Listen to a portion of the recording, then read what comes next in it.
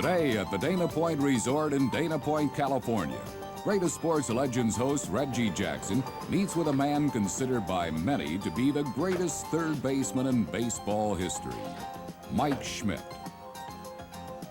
A winner of 10 Gold Gloves, Mike's fielding has often been overshadowed by his achievements with the bat. For during his career, Michael Jack Schmidt has become one of the most prolific home run hitters of all time. 2-0 pitch, fastball, long drive, watch that baby, way out of here, home run.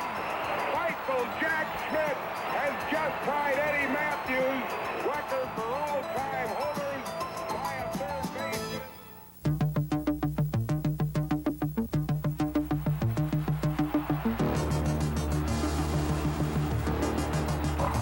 There's a wild drive, way back in center field, way back, it is. Greer's putting the ball on a play. He gets it out deep, and Havlicek steals it. Over his man Jones. Havlicek stole the ball. Starr begins the count. Takes the snap. He's got the quarterback thinking he's in for the touchdown. And the Green Bay Packers are going to be world champions.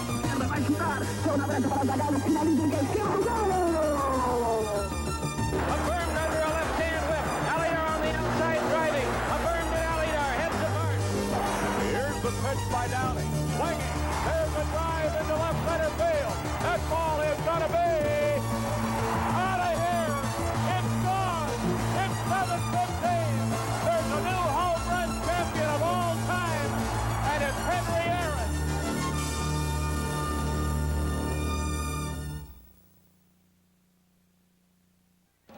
One-two pitch. Swing and a long drive. This game is over. A tremendous home run by Mike Schmidt. You are looking at one of the greatest home run hitters in baseball history, Mike Schmidt. During his career, Mike hit over 30 home runs a season 13 times, second only to the great Hank Aaron. Long drive, fair ball. It is home run, Mike Schmidt. Oh, Averaging a home run nearly every 14 at-bats, Mike became the ultimate cleanup hitter for the Philadelphia Phillies. 8 times he led the National League in home runs, and 3 times he was named the league's most valuable player. One of only 14 players ever to hit over 500 home runs in a career, Mike Schmidt met with another member of the 500 Club, Reggie Jackson, to discuss his remarkable career. Mike, I guess a question that a lot of people want to know is, I've had to answer the same question, is in leading the league in home runs, do you try to hit home runs? Was that your first and foremost thought? Yeah, we're asked that question an awful lot, you know, and I don't know, maybe you're different, but with me, I never hit a home run when I tried to hit one. Never. I always was amazed at the way you used to swing at some of the pitches, you know, when your feet fly off the ground, you spin around the batter's box, and I never ever made contact when I swung hard. I didn't become a good hitter until I learned to swing easy. You know, once I learned to swing the bat nice and smooth, like, say, an Ernie Banks or a Rod Carew might be an exception to the rule, but I mean, it's almost like when I learned to kind of drag the bat through the strike zone, that's when I learned to hit. In his rookie season, 1973, Mike had yet to learn about the finer points of hitting. That year, the hard-swinging rookie batted only .196, and some experts felt he would never make it in the big leagues. However, the next season, Mike adjusted his swing, and the results were astounding. Mike raised his batting average nearly 100 points, and even more impressive, he led the league with 36 home runs. Mike also drove in over 100 runs and helped power the Phillies, once perennial losers, into a winning ball club. Considering his woeful rookie season, Mike's performance in 1974 was most significant. First of all, it was my first good, solid year in the major leagues. There wasn't a lot of striking out. There wasn't a lot of time spent in Danny Ozark's doghouse. Made my first All-Star team that year as a write-in candidate. 74, Pittsburgh. 1974 in Pittsburgh.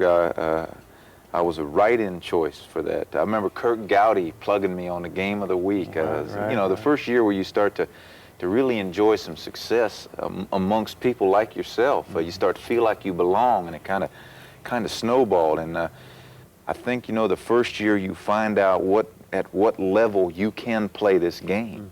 You start now to set your goals a little higher, and the standards for your play now start to become accepted around the league as one of the best in the league. Now the challenge is to live up to those expectations, and to me that was a fun challenge. Following the 1974 season, Mike Schmidt continued to be a reliable source of power in the Phillies lineup. For 3 straight years, Mike led the league in home runs and was always among the league leaders in RBIs and runs scored. And on defense, Mike turned into a Gold Glove third baseman. During the mid-70s, the Phillies were an explosive team that combined power and speed to lead the league in runs scored. The team was solid on both offense and defense, and as a result, Philadelphia captured the Eastern Division title 3 straight years, from 1976 to 1978.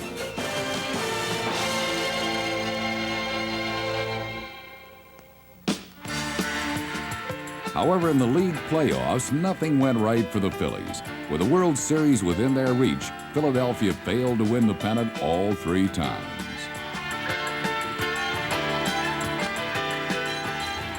I'm not sure that we as a team knew how to win in that playoff competition. Always a pressure, whether the team we were playing was better than us. We just seemed to find a way to lose in that 5-game series in the playoffs. And no matter how well you did as an individual, or no matter how many games you won during the season, you win 100 games during the season, but if you went into the playoffs and the other team beat you 3 out of 5, it's like you were a loser.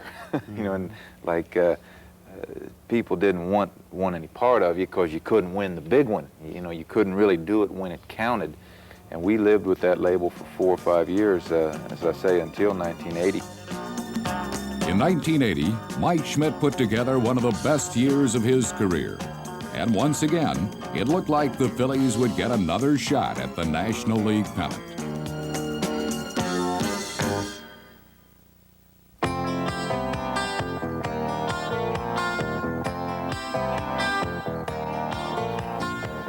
Mike, 1979, 1980, it seems as though the Phillies came of age. They developed that intangible called chemistry. How'd that come about? Well, that's a tough question, Reggie. The old talk about chemistry, leadership. I'm not sure there is a pat answer to that. For me, leadership and chemistry seems to evolve around a player, or at times maybe a group of players on your ball club that seem to take the pressure off of the other players. It's something that they do that allows most of the players on the ball club to raise their level of play. It's a guy that's boastful and can go out on the field and back it up. The players around him are envious of that, and that takes the pressure off of them. It's you with the great Oakland teams and you with the Yankee teams, the focus being on you and not on the other guys, allowing them to just relax and raise their level of play. You took the pressure off.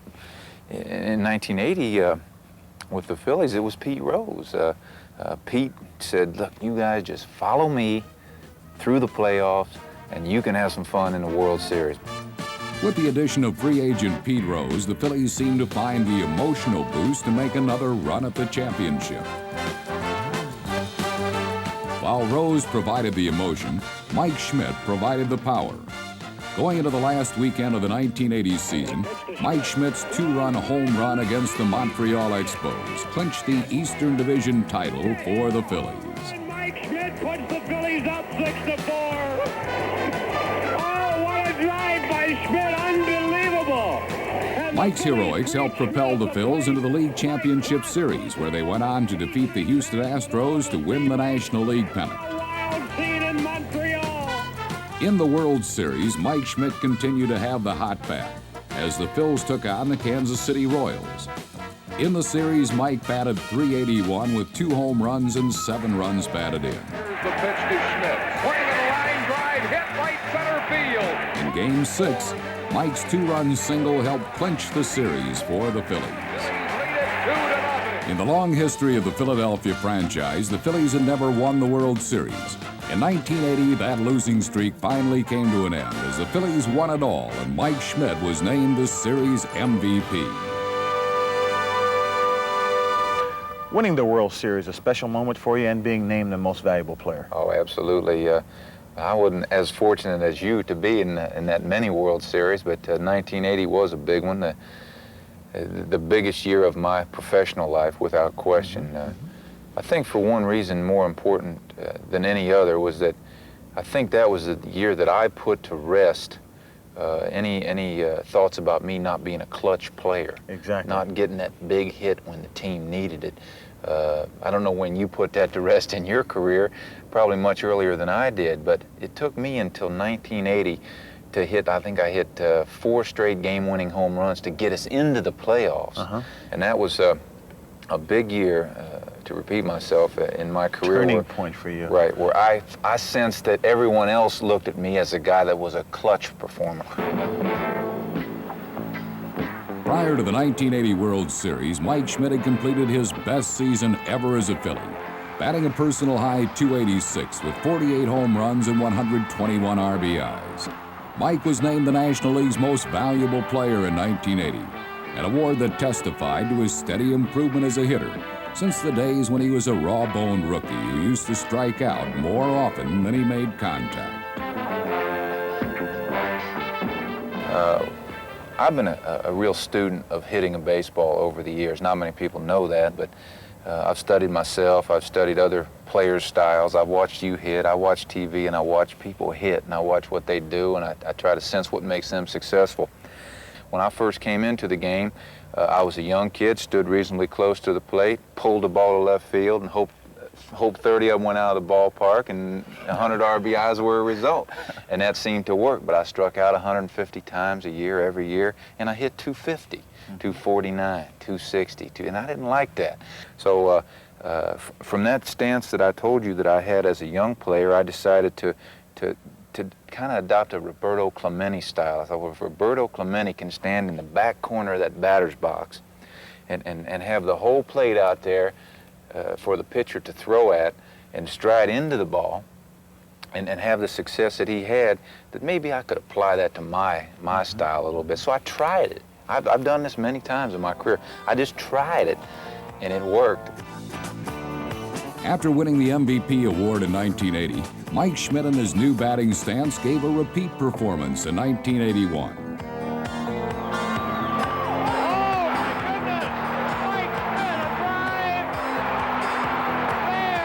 In a strike-shortened season, Mike batted over .300 with 36 home runs and 112 RBIs to win his second straight MVP award. At the age of 32, Mike Schmidt was now better than ever.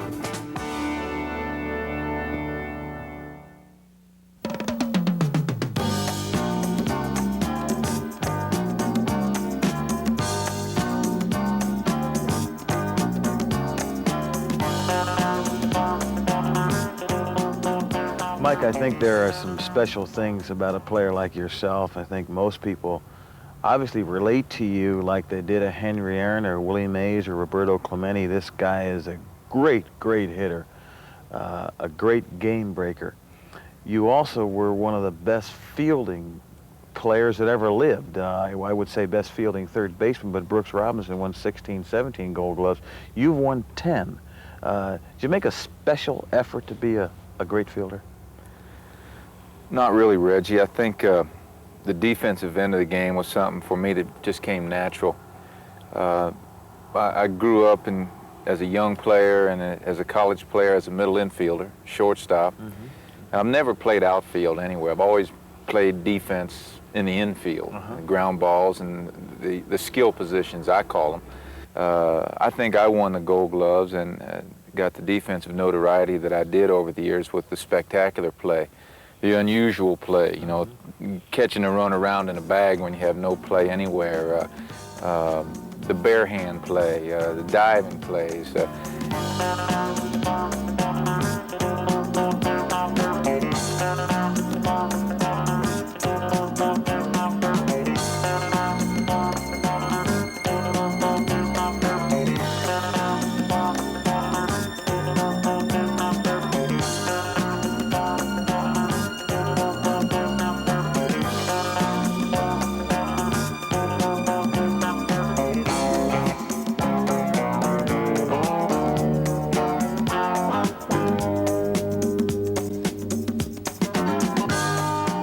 Mike Schmidt made playing third base look easy, and perhaps because of his effortless style and cool demeanor, many Philadelphia fans got the impression that Mike was just sort of going through the motions when he played. As a result, it took a long time for the fans of Philadelphia to appreciate Mike Schmidt. I think the fans in Philadelphia have a feeling about you that you weren't emotional enough, that you didn't show your ups and downs enough. That's right. There's no question about that. They would have liked to have seen me break my bat and my helmet every time I struck out. They would have liked to have seen me, you know, be the type of guy that played with more fire, more emotion. The players that came there over the years that they liked were obviously Pete, but the Larry Boas. We went crazy after he struck out. He was just a fanatic all the time. I didn't sit on the top step of the dugout. I did my rooting from back by the bat rack or somewhere where the fans couldn't see me. Mike Schmidt may not have been the most emotional player on the Phillies, but in terms of producing results on the field, there was none better than Michael Jack. Year in and year out, it seemed like the Phils could always count on Mike for 35 home runs and 100 RBIs. Swing and a line drive left field deep. It is out of here, home run. In 1986, Mike became only the third player ever to win the National League MVP award 3 times. With nearly 500 career home runs under his belt, the fans of Philadelphia suddenly began to appreciate the great Mike Schmidt. I think as we talked earlier at the breakfast this morning, when I tied and passed Lou Gehrig in that, you know, in the home run people go, chase, so to speak, yeah, they start to go, hey, you got to be kidding me. Lou Gehrig, they made movies about this guy, right? This is one of the all-time great careers in the history of our sport, and Mike Schmidt's done more? You got to be kidding me. So, and then the MVP followed, the third one, and that put me in a bit of an elite group. And I think the people in Philadelphia who perceived me and who were still holding judgment about me as a professional athlete in their town all of a sudden said, dang, all this has been going on right in front of my eyes, and I didn't realize it. Going into the next season, Mike gave the fans of Philadelphia another good reason to cheer as he quickly approached the career milestone of 500 home runs.